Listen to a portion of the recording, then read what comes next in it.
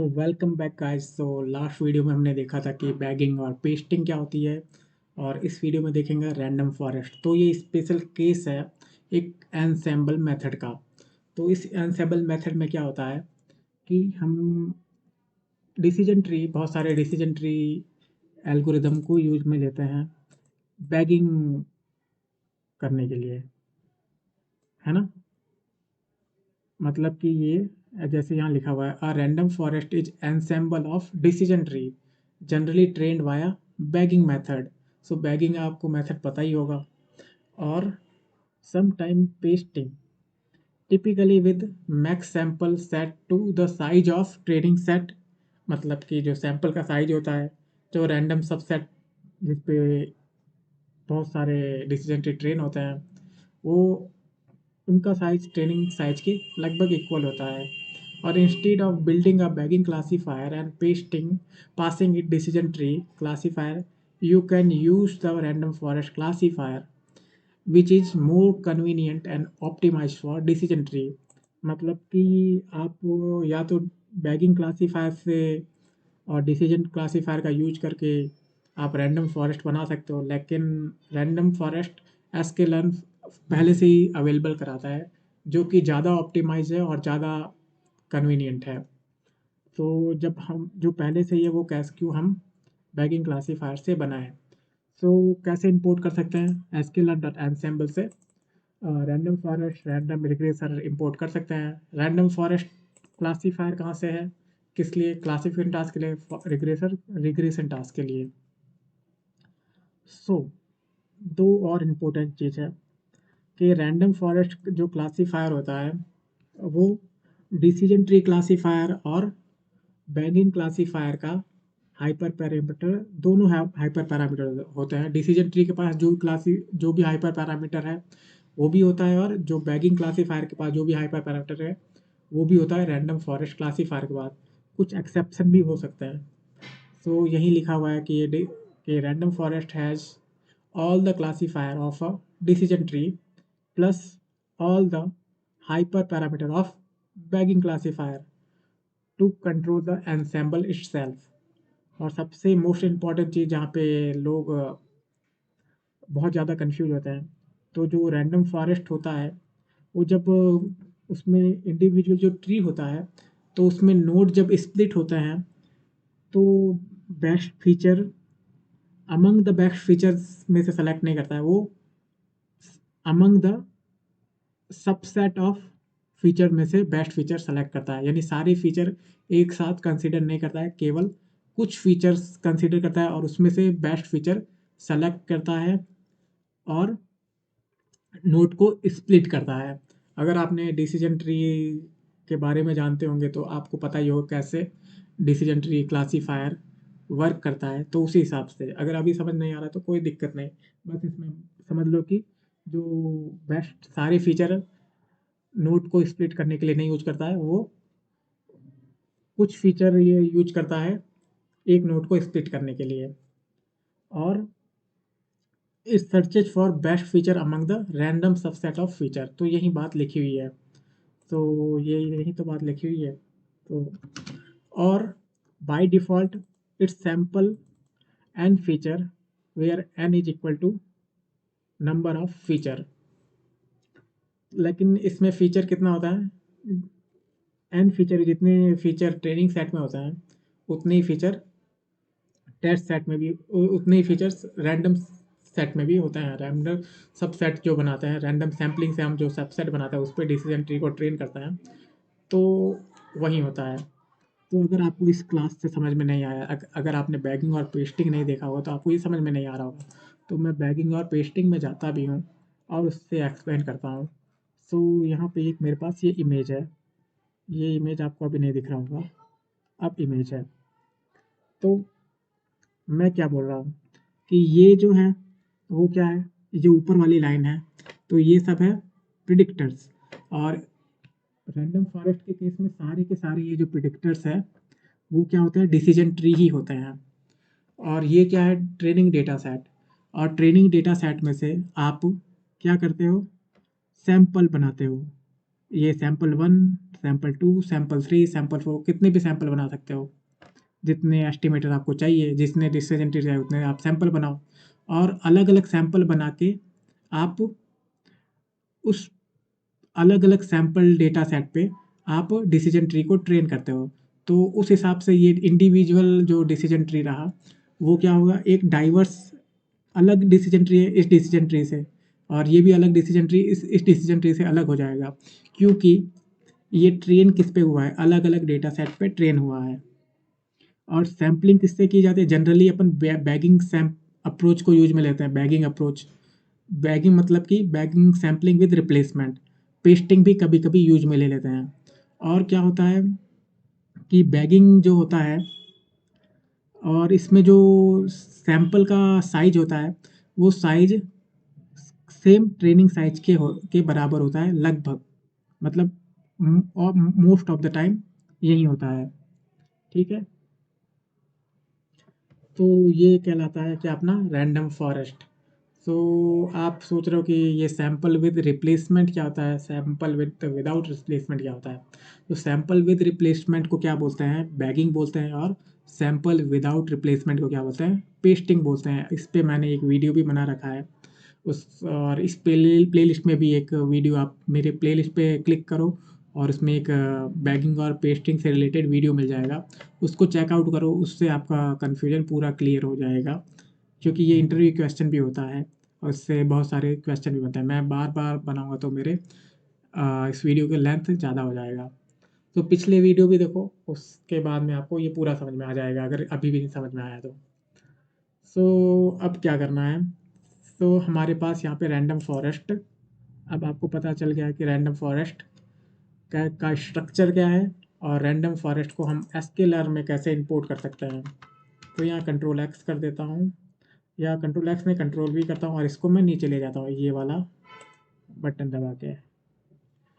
तो इसको कंट्रोल 0 कर देता हूँ, ये सेम साइज का आ जाएगा, और मैं इसको एग्जीक्यूट भी कर लेता हूँ, ये एग्जीक्यूट हो चुका है। अब मैं क्या करता हूँ, तो अब मैं रैंडम फॉरेस्ट बनाता हूँ। तो मैंने रैंडम फॉरेस्ट एक मॉडल बनाया रैंडम फॉरेस्ट से, forest F S T is equal to random forest classifier.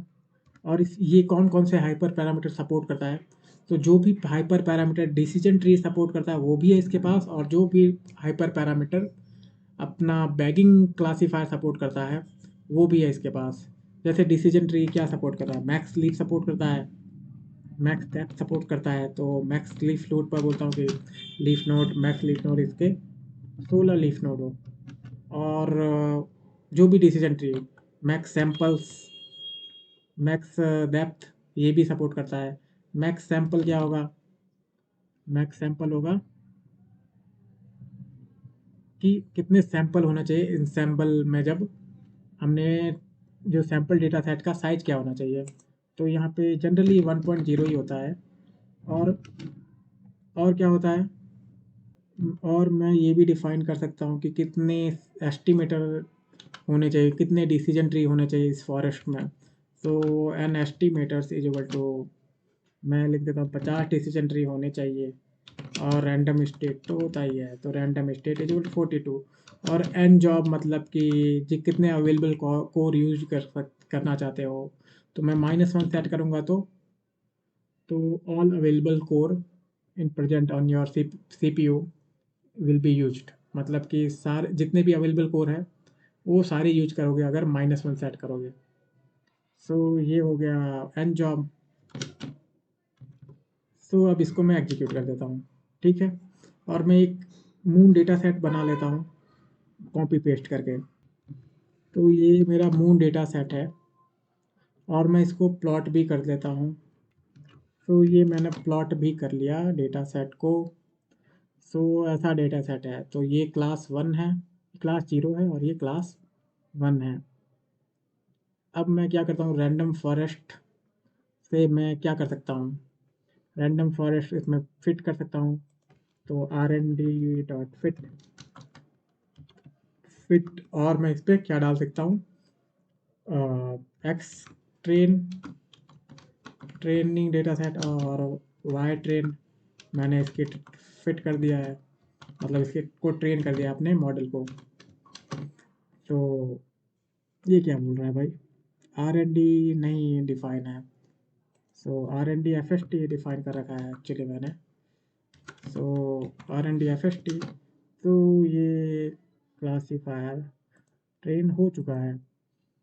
तो इसका स्कोर भी चेक कर लेते हैं एक बार। तो score on test data set कैसा परफॉर्म करता है ये टेस्ट डेटा सेट पे। तो एक्स टेस्ट और वाई टेस्ट। सो 95% इसकी एक्यूरेसी है। अब इसका प्लॉट डिसीजन ट्री कर लेते हैं। डिसीजन ट्री को भी मतलब डिसीजन रीजन को भी देख लेते हैं, इसका डिसीजन बाउंड्री कैसी है। सो फ्रॉम एसकेलर्न में से नहीं कर पाता है। सो आप इंपोर्ट करो फ्रॉम एमएल एक्सटेंड। अगर आपके पास एमएल एक्सटेंड नहीं है तो आप पिप इंस्टॉल एमएल एक्सटेंड से इसको इंपोर्ट कर सकते हो, इंस्टॉल कर सकते हैं सॉरी।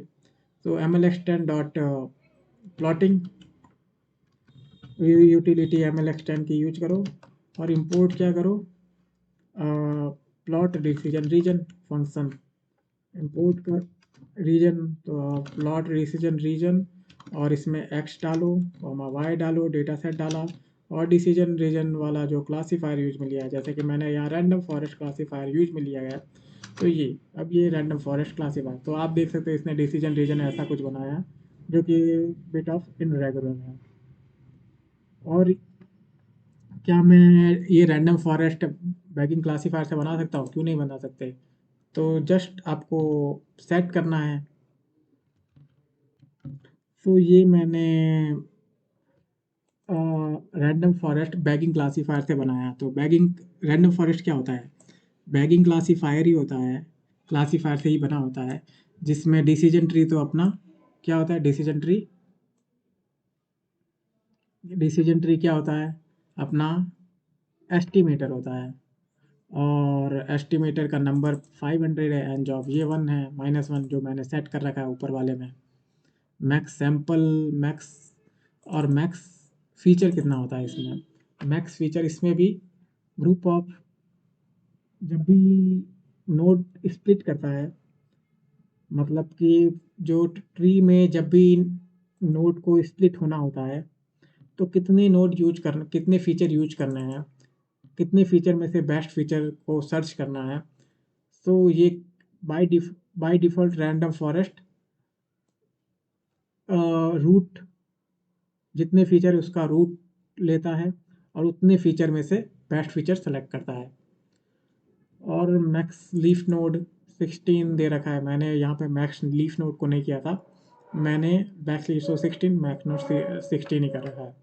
और एन एस्टिमेटर 500 मैंने भी यहाँ पे देखो रैंडम फॉरेस्ट में एन एस्टिमेटर 50 कर रखा है और यहाँ पर 500 कोई दिक्कत नहीं। और रेंज ऑफ -1 रैंडम स्टेट 42। तो चलो ठीक है। और ये क्या बोल रहा है भाई, bagging classifier not defined. So bagging classifier not defined, तो फ्रॉम एसकेलर्न भाई एनसेम्बल का ही तो है। फ्रॉम एसकेलर्न डॉट एनसेम्बल इंपोर्ट क्या करो, इंपोर्ट बैगिंग क्लासीफायर। अब क्या भाई, decision tree classifier not import. So from sklearn